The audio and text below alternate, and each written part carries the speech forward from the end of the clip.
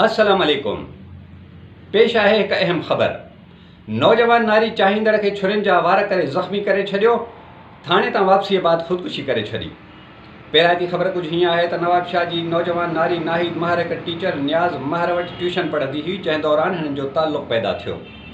न्याज़ महर हिकु शादी पहिरियां करे चुको हुयो, जॾहिं त हाणे हुनजी ॿी शादी थी रही हुई।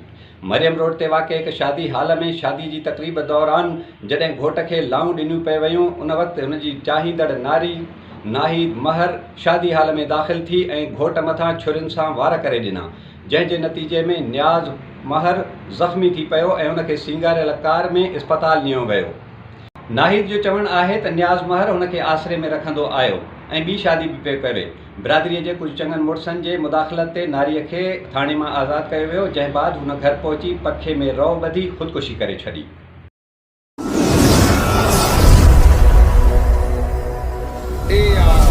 Sindhi news channel.